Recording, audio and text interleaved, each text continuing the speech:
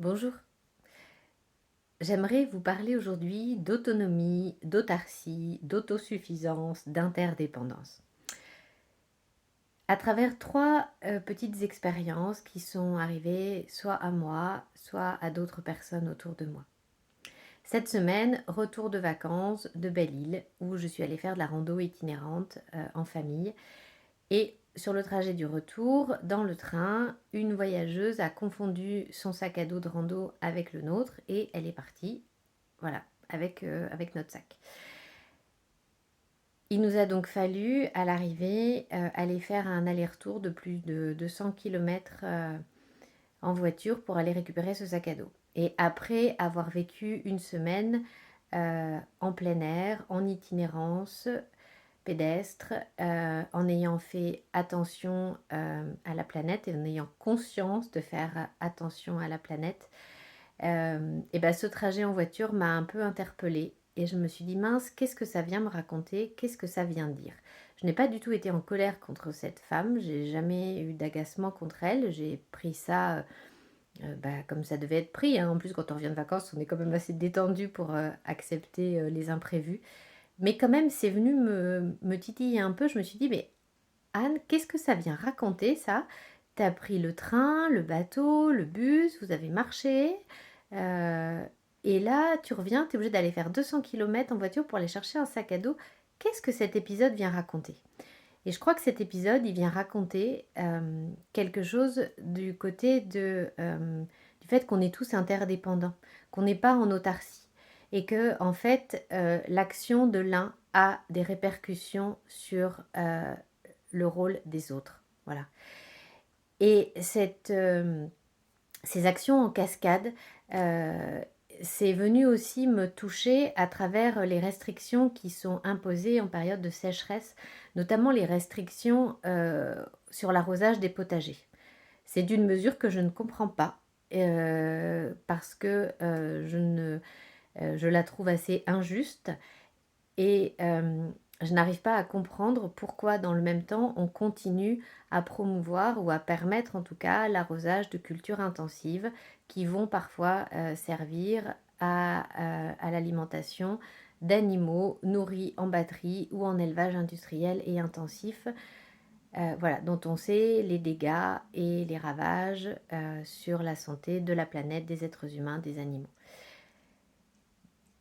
Je ne comprends pas non plus pourquoi on continue à vendre des piscines. Là, il y a beaucoup de piscines autoportantes dans les halls des supermarchés et on permet aux gens de remplir leurs piscines alors qu'on n'a pas le droit d'aller arroser ces 3 plants de tomates. Voilà. Ou alors sur certaines heures et dans certaines régions, on n'a pas le droit du tout.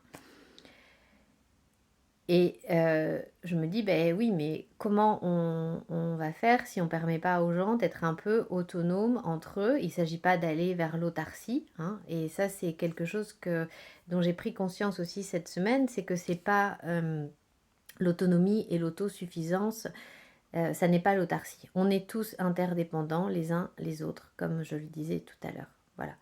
On peut pas être chacun chez soi et ça peut pas, on peut pas s'affranchir de dépendance ou de réseau entièrement puisqu'on est tous interdépendants. Ce que fait l'un a des répercussions sur ce que vivent les autres à côté. Mais cependant, ne pas promouvoir une alimentation saine et des potagers individuels, qui sont d'ailleurs pas forcément individuels, hein, parce que les gens peuvent partager avec leurs voisins, avec leur entourage, euh, et bien ça me rend profondément triste en fait que les restrictions d'eau portent sur les potagers individuels. Voilà. Euh, L'autre exemple qui va toujours dans le même sens de ça, j'ai une de mes amies qui a été sinistrée par des incendies là, qui sévissent actuellement en France. Heureusement, la propriété, la maison n'est pas abîmée, mais tout le terrain, toute la propriété autour, l'immense parc arboisé qu'ils avaient, tout est parti en fumée. Et nous avons été assez nombreux à aller les aider pour déblayer, pour nettoyer, pour couper les arbres morts, pour entasser les bois morts, pour défaire les clôtures qui avaient été incendiées, pour défaire les enclos des bêtes qui n'ont pas survécu. Et cet élan de solidarité est venu Alors évidemment, hein, c'est pas moi qui suis sinistrée, hein, je ne sais pas comment mes amis vivent les choses. Pour eux, c'est forcément dramatique, hein, d'ouvrir leur volet le matin et de découvrir cet espace de désolation et noir autour d'eux. Mais quand même, cet élan de solidarité, moi, m'a fait chaud au cœur et m'a encore une fois montré à quel point, oui, nous sommes tous interdépendants les uns des autres et nous devons aller vers une société de plus en plus solidaire, de plus en plus attentive à l'autre. Voilà. Donc, l'autonomie complète, ça n'est pas possible. Ça n'est pas un objectif en soi. L'autarcie n'est pas quelque chose que l'on doive rechercher ou atteindre. Nous sommes tous interdépendants. Nous avons besoin des autres. Nous avons besoin de cultiver la solidarité. Et nous avons besoin de prendre conscience que ce que fait l'un a des répercussions sur ce que vivent les autres. Et nous avons besoin de le voir et de le comprendre là, tout de suite, maintenant.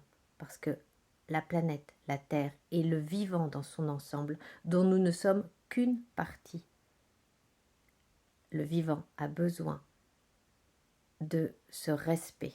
Voilà. Le vivant n'est pas à notre service.